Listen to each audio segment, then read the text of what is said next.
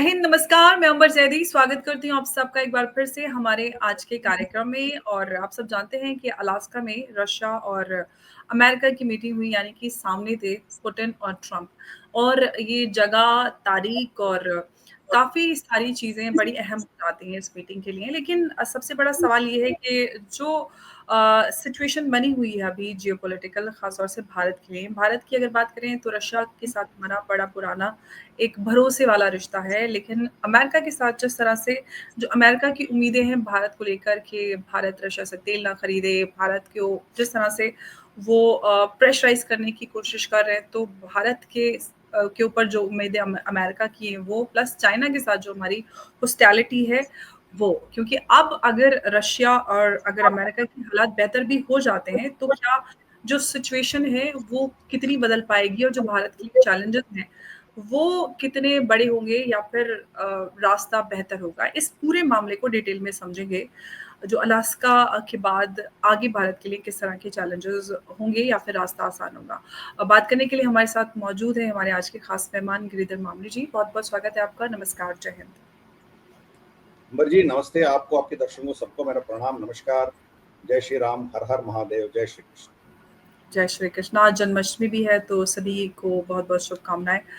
Sir, अगर हम इस पूरी सिचुएशन की बात करते हैं, ख़ास तौर से जो रशिया के तरफ से देखें, तो रशिया की तरफ से ये बात कही जा रही थी, वो पीस टॉक या फिर कॉन्फ्लिक्ट को रिज़ॉल्व करने की बात कही नहीं जा रही थी। स्टार्टिंग से वो ये कह रहे थे कि हम अमेरिका के साथ अपने बेहतर रिश्ते करने की कोशिश करेंगे, रिश्तों को बेहतर करने की। लेकिन ट्रंप का एक अलग वर्ज़न आ रहा था। लेकिन अगर हम इन दोनों चीज़ों को देखें सर, अगर भारत और अमेरिका के रिश्ते और इस सब के बीच में जो अमेरिका और रशिया है, इसके रिश्ते नॉर्मलाइज़ भी हो जाएँ, तो आगे की स्थिति क्या बनेगी भारत और चाइना के लिए? क्या आप बदलते हुए देख रहे हैं इसमें? देखिए, अब पूरा दुनिया में जियो पॉलिटिक्स जो है और ये इंटरनेशनल जो इश्यूज हैं, ये बहुत तेजी से बदल रहे हैं। और ये लगभग बहुत से मुद्दों पे 180 डिग्रीज बदल भी रहे हैं। अब देखिए, जो बाइडेन के कालखंड में 4 साल में वो व्लादिमीर पुतिन से मिला नहीं था और उससे बात भी नहीं किया था। और डोनाल्ड ट्रंप आते ही 6 महीने में 4 4 बार ये फोन किया उनसे, 2 2 3 3 घंटे बात किया उनसे, और आज अलास्का में मिल भी चुका है। 10 साल में पहला विजिट है व्लादिमीर पुतिन अमेरिका आने का, फर्स्ट विजिट है। तो 180 डिग्री वो पलट गया। और हम ये समझ बैठे थे कि पिछले 10 साल में बहुत सी सरकारें, अमेरिका की सरकारें और यहाँ की भारत की सरकारें, मनमोहन सिंह के कालखंड से जो न्यूक्लियर अग्रीमेंट किए थे अमेरिका से, उस समय से लेके आज तक हम अमेरिका के करीब जा रहे थे और थोड़ा रशिया से हटके थोड़ा अमेरिका के करीब जाने का कोशिश कर रहे थे। उनके चिनॉक, उनके अपाचे, ये सब खरीद रहे थे हम। उनके मतलब जीई का 404 414 इंजन खरीद रहे थे। धीरे धीरे से उनके करीब जा रहे थे। एकदम से डोनाल्ड ट्रंप एक ही झटके में उसको पूरा रिवर्स कर दिया। तो 50% का टैरिफ हमारे ऊपर ठोक के पूरा हमसे मतलब दरार और भी गहरा कर दिया। तो ये चीज है। तो इसीलिए ये इन चीजों में भारत का रवैया जो है वो एक शॉर्ट टर्म सोच, शॉर्ट टर्म में हमें क्या करना है ये एक है, और लॉन्ग टर्म में हम इन वॉलिटिलिटी और इन इस chaotic सिचुएशन से हम कैसे उभरना है उनके बारे में सोचें। दो चीज है हमारे सामने। शॉर्ट टर्म देखिए, हम चाइना से हम हट नहीं सकते हैं कि जितना भी तनाव हो चाइना से, चाइना के ऊपर हम डिपेंडेंट हैं। 2 3 हमारी इंडस्ट्रीज जो है कंप्लीटली चाइना के ऊपर डिपेंडेंट है। एक तो आपकी फार्मास्यूटिकल इंडस्ट्री, पूरे लगभग 80 85% आपका एक्टिव फार्मास्यूटिकल इंग्रेडिएंट्स आप चाइना से लेते हो। बगैर वो इनपुट आपका कोई जो फार्मास्यूटिकल इंडस्ट्री तब हो जाएगा, बंद हो जाएगा। अब दुनिया का ठेकेदार है फार्मास्यूटिकल में, स्पेशली वैक्सीन और ये जो रैबिस और बहुत से चीजों में हम वी आर नंबर 1 अच्छा। इम्यूनाइजेशन में, बोथ में। तो वो सब बंद हो जाएगा। दूसरा आपका टेक्नोलॉजी, आप you are the biggest service provider दुनिया का। आईटी जो है इधर, इन्फोसिस और विप्रो, टीसीएस, जो जितने भी आपके पास हैं, वो they are all dependent on technology. Technology के जितने भी आपके टूल्स चाहिए वो सब चाइना से आता है। आपके लैपटॉप्स, कंप्यूटर्स, डेस्कटॉप्स, आपके मॉनिटर्स, आपके सर्वर्स, जो भी है वो सब चाइना से आता है। तो वो भी ठप हो जाएगा, तो वो भी हम हमारी डिपेंडेंसी चाइना के ऊपर है। और तीसरा आपका ईवी इलेक्ट्रिक व्हीकल जो है वो रेयर अर्थ मिनरल्स का 80-90% चाइना पूरा दुनिया का वही कंट्रोल करता है। तो वो नहीं आएगा तो पूरा आपका ईवी इंडस्ट्री बंद हो जाएगा। तो हमारी डिपेंडेंसी चाइना के ऊपर शॉर्ट टर्म में तो जाने वाला नहीं है। इसीलिए जितना भी तनाव हो हम उनसे जंग भी लड़ें, मगर ये कारोबार जो है वो बंद नहीं होगा, वो उनसे खरीदना ही पड़ेगा, शॉर्ट टर्म में ये करना पड़ेगा। और लॉन्ग टर्म में चाइना के साथ हम क्या करना है, ऑब्वियसली सप्लाई चेन हम एक्सपैंड करेंगे। बाकी ऑस्ट्रेलिया से कुछ रेयर अर्थ लेंगे, मोदी जी लैटिन अमेरिका गया हुआ था, ब्राजील, अर्जेंटीना, वहां से कुछ उठाएंगे। तो we will try to diversify. फिर एक्टिव फार्मास्यूटिकल इंग्रेडिएंट्स, पहला 2004 से पहले, यूपीए सरकार आने से पहले 60-70% एपीआई हम खुद बनाते थे भारत में। फिर वो सब उस 10 साल के कालखंड में वो पूरा चाइना चला गया। फिर हमारे पास क्षमता है, मगर वापस लाने के लिए आपको 10 साल, 10-15 साल लगेगा और चाइना भी चुप नहीं बैठेगी।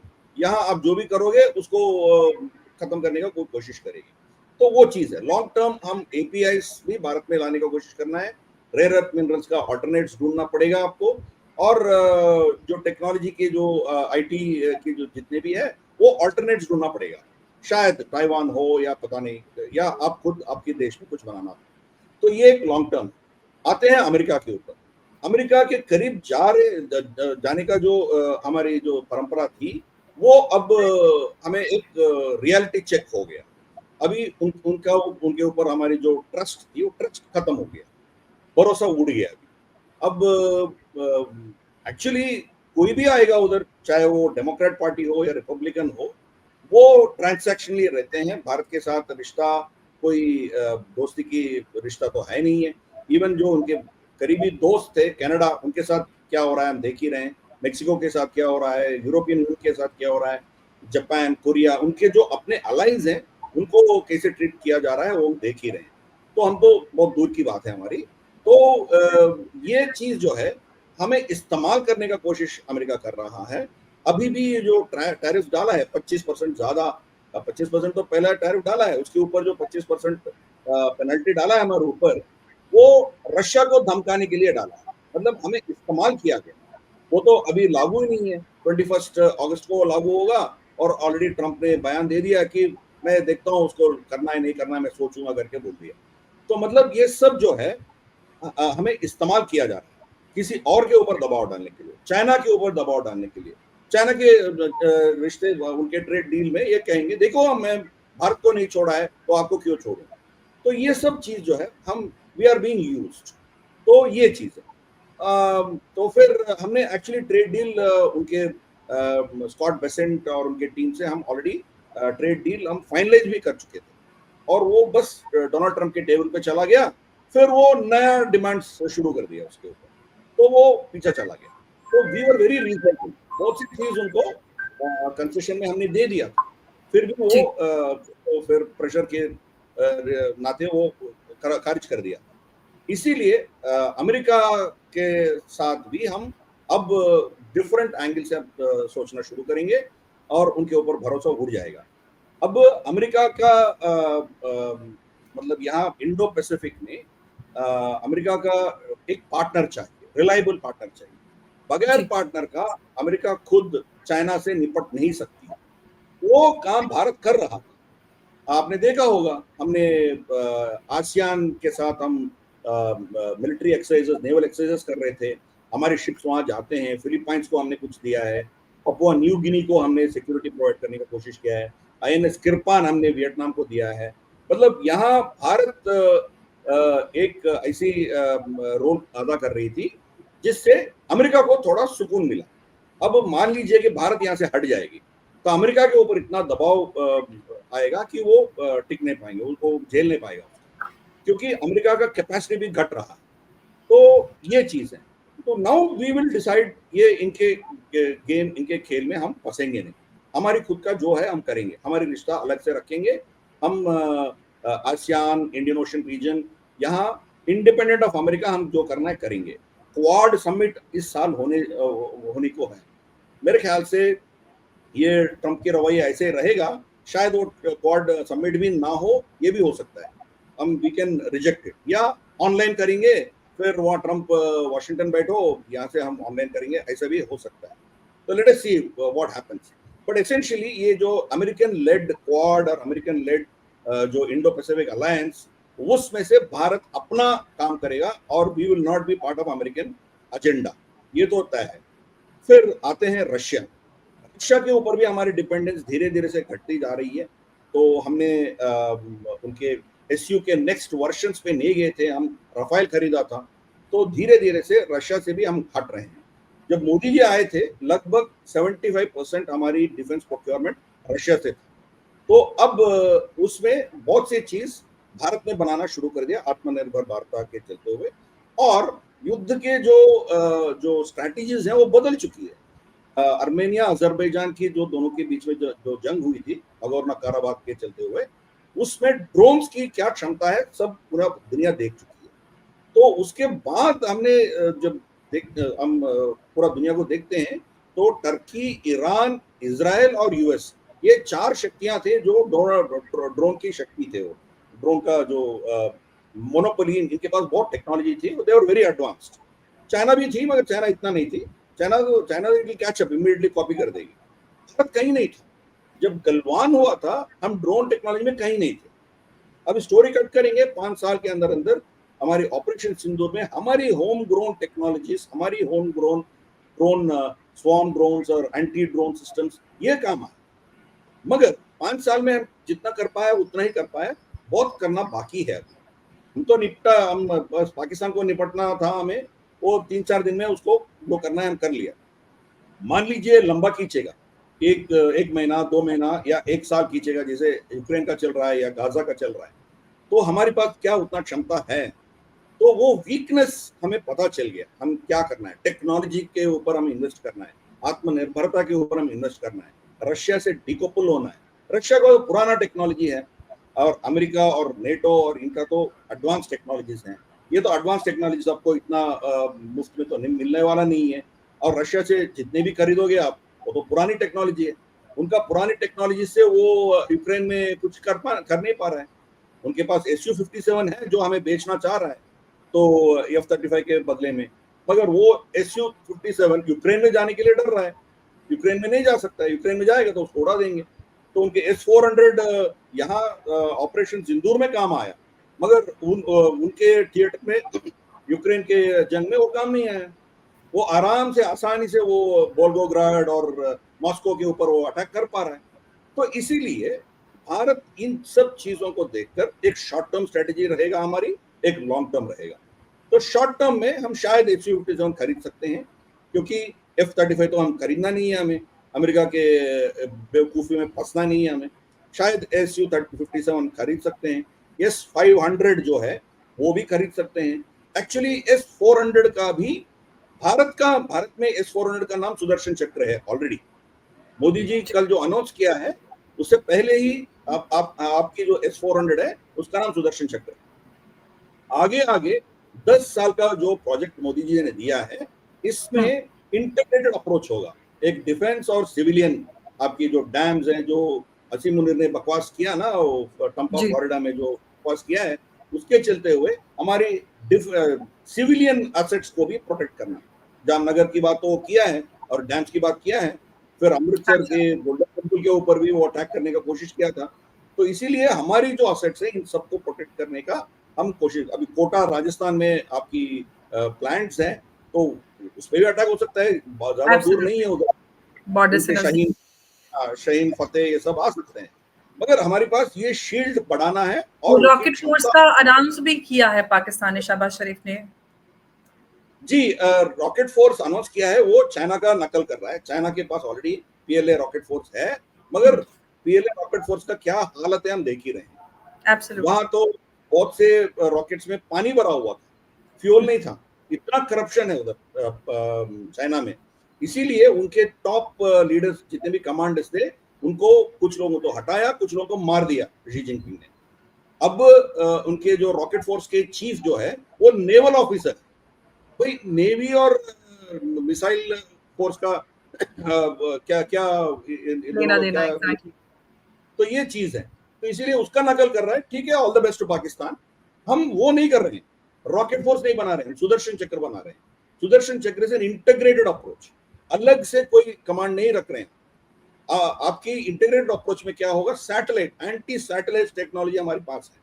पूरे दुनिया में 4 ही देश है जिसके पास ये सैटेलाइट टेक्नोलॉजी है, मतलब एंटी सैटेलाइट टेक्नोलॉजी। एक रशिया है, दूसरा यूएस है, तीसरा चाइना है, चौथा भारत। यही 4 देश है, ये 4 देश के पास ही ये टेक्नोलॉजी है। तो वो इंटीग्रेट होगी। अब तो इसका कमांड कौन संभालेगा? फिलहाल अब तो एयरफोर्स के हमने दिया है, but air force is not train to handle space, तो वो होगा। स्पेस से लेकर अब we short, very short range जो डिफेंस सिस्टम है वहां तक, हर रेंज में, या तो सैटेलाइट से लेके उनके एवैक्स तक, और उनके ड्रोन्स को लेकर उनके जो IRS बोलते हैं, इंटेलिजेंस, रिकॉनाइसेंस, सर्वेलेंस, उनके एसेट्स को टारगेट करना, या S-400, S-500, 400-500 किलोमीटर उनके जमीन के अंदर जाके मारने का। मीडियम टर्म आपके आकाश और पिनाका, ये जो भी है, ये सब इंटीग्रेट होंगे। और इसमें सिविल और डिफेंस, अब तो डिफेंस ही इंटीग्रेट हो रहा है, उसमें भी हमारी थिएटराइजेशन हुआ नहीं है अब तक। आर्मी आर्मी है, नेवी नेवी है, और एयरफोर्स एयरफोर्स है। उसमें भी क्या इंटीग्रेशन ला सकते हैं, वो एक चीज है। फिर आपके पास पैरामिलिट्री फोर्सेस हैं, CRPF है, फिर BSF है, राष्ट्रीय राइफल्स है, फिर SSB है, सशस्त्र सीमा बल है, आपके पास इंडो टिबेटन बॉर्डर पुलिस है, बहुत है आपके पास। तो इनको कैसे इंटीग्रेट करेंगे? नेक्स्ट, आप पुलिस को कैसे इंटीग्रेट करेंगे? फिर इंटेलिजेंस, सिविलियन इंटेलिजेंस को कैसे इंटीग्रेट करेंगे? सिविलियन गवर्नमेंट्स को कैसे इंटीग्रेट करेंगे? शायद ये ऑपोजिशन, ये पॉलिटिक्स के चलते हुए कोऑपरेशन वहां से मिलना मुश्किल होगा। शायद ममता बनर्जी कोऑपरेट ना करें, मगर आपका बॉर्डर स्टेट है वो, तो वहां क्या करेंगे? तो ये सब चीज जो है 10 साल में आपको इसको स्मूथन करना है। इसीलिए उसका नाम सुदर्शन चक्र दिया है मोदी जी ने। आज तो जन्माष्टमी है, जैसे आपने कहा है, तो अप्रोप्रिएट भी दिया है। सुदर्शन चक्र का महाभारत में 2 काम है। एक तो शत्रु को मारना, वो तो है, बहुत से शत्रुओं को मारा था। दूसरा प्रोटेक्टिव शील्ड, जब जरासंध को मारना था उस समय सूर्यास्त से पहले उनको मारना था, तो सूर्यास्त के पहले जयद्रथ को नहीं मारता, तो अर्जुन खुद अग्नि प्रवेश करना था। इसीलिए उस बीच में सुदर्शन चक्र को सूरज को रोकने के लिए, उसको कवर करने के लिए इस्तेमाल किया गया। मतलब एक डिफेंसिव ऑप्शन होगा, एक ऑफेंसिव ऑप्शन होगा, दोनों सुदर्शन चक्र में। तो इस दिशा में हम काम कर रहे हैं, चाहे वो रशियन चैलेंजेस हो, चाइनीज चैलेंजेस हो, अमेरिकन चैलेंजेस हो, इन तीनों को हम लॉन्ग टर्म में निपटने के लिए सुदर्शन चक्र तैयार करें। और इनफैक्ट प्रधानमंत्री मोदी की जो स्पीच रही 15 अगस्त पर, उसमें काफी कुछ हमें क्लैरिटी उससे मिल गई है कि किस तरह से हमें आत्मनिर्भर होने के लिए कहाँ किन किन दिशाओं में काम करने की आवश्यकता है। लेकिन सर, अभी जो अभी ब्लॉक्स ने, जैसे क्वाड और हम ब्रिक्स की बात करते हैं, तो भारत के लिए कितना अहम हो जाता है दोनों को बैलेंस आउट करना। क्या हमें अपनी जो फॉरेन पॉलिसी है उसमें और ज़्यादा कुछ बदलाव लाने की ज़रूरत है? क्योंकि हम देख रहे हैं कि इस तरह से किसी भी देश पर हम निर्भर तो नहीं रह सकते। उस सब के चलते कुछ और भी हमें बदलाव की आवश्यकता है बैलेंस आउट करने के लिए और आत्मनिर्भर बनने के लिए। देखिए, पिछले 30 साल में दुनिया पूरा इंटीग्रेट हो चुकी है। ग्लोबलाइजेशन के चलते हुए पूरा दुनिया इंटीग्रेट हो चुकी है। कोई भी देश इंडिपेंडेंट अपना जो करना है वो कंप्लीटली इंडिपेंडेंट नहीं रह सकती है। सप्लाई चेन है। अब देखिए, चिप्स इंडस्ट्री है, चिप्स इंडस्ट्री ताइवान बनाती है चिप्स, मगर इनपुट्स कहीं और से आते हैं, उनका सॉफ्टवेयर कहीं और से आते हैं, उनके मशीन्स नेदरलैंड, बेल्जियम यहाँ से आते हैं। फिर ये पूरा डाइवर्सिफाइड है। मान लीजिए आप लॉकहीड मार्टिन देख लीजिए, उनका F-35 हो या F-16 हो, F-22 हो, ये F-18 हॉर्नेट, ये सब, उनमें लगभग कोई 40-50 देशों से उनका कंपोनेंट्स आते हैं। तो सप्लाई पूरा अमेरिका में नहीं बनता है। तो उनके फोर्ड कार ले लीजिए, क्राइसलर ले लीजिए, जनरल मोटर्स ले लीजिए, अमेरिका में जितने भी बनते हैं वो कंपोनेंट्स आते हैं मेक्सिको से, चाइना से, कनाडा से, वियतनाम से, कहीं कहीं और से आते हैं। आपके भारत की भी आप डिफेंस एक्सपोर्ट देखिए, कोई 24,000 करोड़ हमने पिछले साल किया था, उसमें नंबर 1 कस्टमर हमारा अमेरिका है। अमेरिकन डिफेंस इंडस्ट्री में हमारे कंपोनेंट्स जाते हैं, बोइंग का फ्यूसलाज हम बना रहे हैं। तो बहुत सी चीज कंपोनेंट्स वहां नहीं बनती हैं। ये सप्लाई चेन को डोनाल्ड ट्रंप अभी डिसरप्ट करने का कोशिश कर रहा है।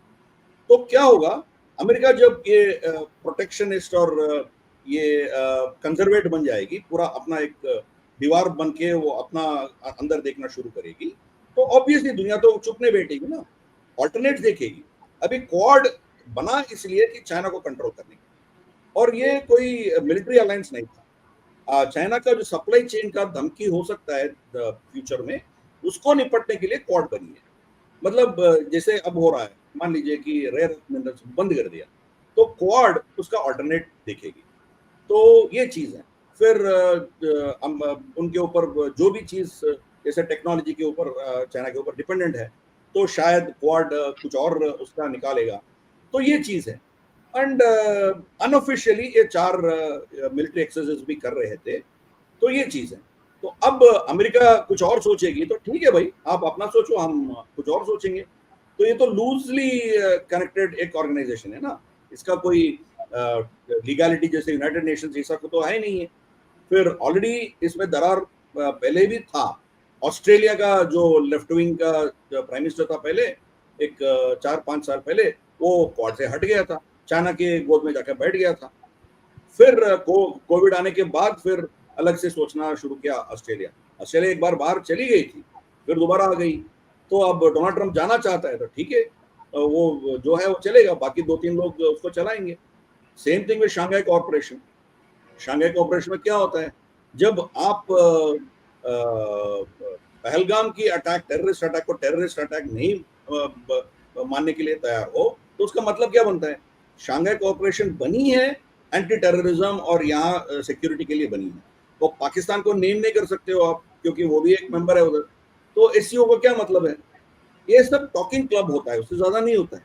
इंडिविजुअली आप इन देशों से निपटना पड़ेगा आपको। रशिया से आपका रिश्ता अलग है, एससीओ में रशिया भी है, आप भी हो, ब्रिक्स में रशिया भी है, आप भी हो, मगर आप दोनों के देश के बीच में ट्रेड जो है रूपी रूबल में हो रहा है। ब्रिक्स करेंसी तो आएगा तो चाइना डोमिनेट करेगी, इसीलिए हम एक्सेप्ट नहीं करेंगे उसको, बिकॉज ऑलमोस्ट 50% ब्रिक्स का तो चाइना का दबाव है, उनका ही वर्चस्व है। तो इसीलिए भारत हर ऑर्गेनाइजेशन, हर ग्रुपिंग्स में रहेगी, मगर हम अपना देखेंगे। तो we are very clear about it. But कुछ लेन देन तो होना ही है। अब अमेरिका तो एक बड़ा ठाकुर है, उनको तो इग्नोर नहीं कर सकते हो आप, तो कुछ ना कुछ देना पड़ेगा आपको। शायद उनका बोरबॉन विस्की के टैरिफ्स हम कम करेंगे, उनके हार्ली डेविडसन का कस्टम्स टैक्स हम कम करेंगे। कितने लोग खरीदेंगे इधर, या कौन वो विस्की पिएगा, ये तो इधर का विस्की का प्रेफरेंसेस कुछ अलग ही है। फिर भी उनको कुछ ना कुछ कंसेशन देने के लिए हम करेंगे। बट हमारी रेड लाइन्स हैं, चाहे वो हमारी एग्रीकल्चर प्रोड्यूस की बात आती है, उनके जेनेटिकली मॉडिफाइड क्रॉप्स हम नहीं लेंगे, और आती है दूध तो वो कैनिबलाइज करते हैं ना, बीफ, गाय को मार के, गाय की मांस को घास में मिला के गाय को खिलाते हैं। तो वो चीज तो बर्दाश्त काबिल नहीं है हमारे लिए, वो तो हम लेंगे नहीं। वो कितना भी चिल्लाए वो फर्क नहीं पड़ेगा हमें, we are very clear about it. But कुछ चीजों में हम लेन देन कर सकते हैं, शायद कुछ और खरीद सकते हैं उनसे। तो ये चीज है।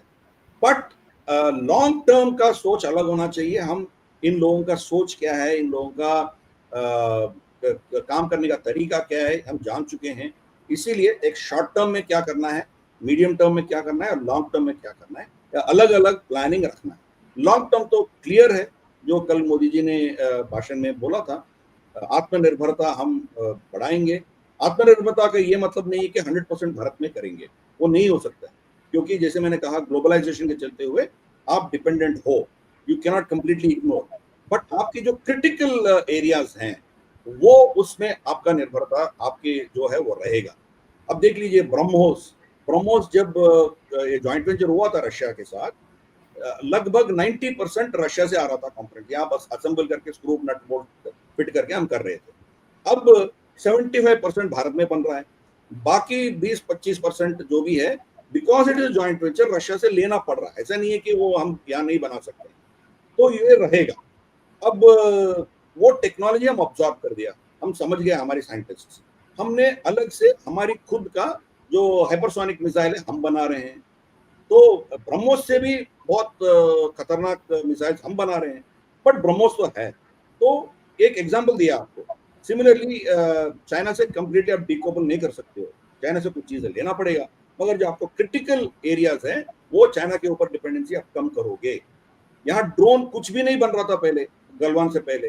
अब अब जब ड्रोन्स की जरूरत पड़ी, बहुत से components, almost majority of components China से आ रहे थे। तो जी। कुछ हमारी फोर्सेस खरीदने के बाद भी उसको रिजेक्ट किया। इमीडिएटली यहाँ एक पूरा इकोसिस्टम खड़ा हो गया। उनके मोटर्स, उनके स्पीड कंट्रोलर्स, उनके प्रोपेलर्स, जो भी है, इनके जो कैमरास, सब भारत में बन रहा है। तो 2-3 साल में हम विल कॉट इट। तो चाइना से हम at least in those critical areas हम अलग हो गए। तो ग्लोबल सप्लाई चेन तो रहेंगे, but in our critical areas we will be different. तो यही चलेगा। बट कॉशनरी वर्ड इज, यहाँ भारत में एक डेमोक्रेसी है। डेमोक्रेसी पता नहीं कब क्या नतीजा निकाल के लाएगी। तो मान लीजिए कि यहाँ कोई कमजोर सरकार आएगी बाद में, फ्यूचर में, तो ये लोग फिर भारत के साथ खिलवाड़ कर सकते हैं। तो हमारी विंडो जो है ये, this is completely dependent on आपकी डेमोक्रेसी। चाइना में तो टेंशन नहीं है, शी जिनपिंग जो बोलेगा वो चलेगा। रशिया में भी कोई प्रॉब्लम नहीं है। अमेरिका में देखिए, जो अब तक था वो पूरा पलट दिया डोनाल्ड ट्रंप आके। ये जाने के बाद पता नहीं कोई दूसरा आके और क्या और कुछ और करेगा, पता नहीं है। एक डेमोक्रेसी का वीकनेस है, तो ये वीकनेस को हम मानना पड़ेगा। क्योंकि जैसे मैंने कहा, 2004 तक लगभग 65-70% एपीएस हम बना रहे थे। आज 5-7% हम बना रहे हैं, बाकी सब चाइना को हमने सौंप दिया। 10 साल में हमने इतना स्ट्रेटेजिक एडवांटेज खोया था हमने। तो इसीलिए डेमोक्रेसी के चलते हमारी कोई दिक्कतें आ सकते हैं। तो we should build up our systems और प्रोसेसेस, इतना मजबूत करना है कि पॉलिटिकल चेंजेस के चलते हुए वहां कुछ तकलीफ ना हो। उस दिशा में हमें काम करना है। एब्सोल्युटली, तो ये बड़ा ज़रूरी हो जाता है इस सब के बीच में कि एक स्टेबल गवर्नमेंट कितनी ज़रूरी है भारत को सुरक्षित और मजबूत बनाए रखने के लिए। और हमने देखा है कि जब सरकारें मजबूत नहीं थी तो भारत के साथ जो भारत विरोधी ताकतें हैं उन्होंने क्या कुछ नहीं किया, और भारत ने खामोशी से बहुत सारे अपने सिविलियंस की और जवानों की कुर्बानी भी दी है। आज अगर कोई भी इस तरह की गतिविधि करता है तो भारत मजबूती से उन सभी आतंकी हमलों का जवाब देता है, किसी भी प्रेशर में नहीं आता है। तो इसी तरह से अगर हमें मजबूत बनाकर भारत को रखना है तो ज़रूरी है कि एक स्टेबल गवर्नमेंट रहे और हम जो आत्मनिर्भरता है अपनी उसको बढ़ाएं। और जैसे कि सर आपने कहा कि ग्लोबल एक विलेज दुनिया बनती जा रही है, जो इंटरडिपेंडेंसी है एक दूसरे के ऊपर वो है, लेकिन वो ख़त्म नहीं कर सकते। लेकिन जो क्रिटिकल फील्ड है वहाँ पर हमें आत्मनिर्भर होने की बहुत ज़रूरत है। जैसे कि हम आमका की बात करते हैं, इंजन बनाना बहुत ज़रूरी है, हमारे पास इंजन नहीं है। बहुत बहुत धन्यवाद सर आपका हमारे साथ आज के इस चर्चा में जुड़ने के लिए। नमस्कार, जय हिंद, जय भारत।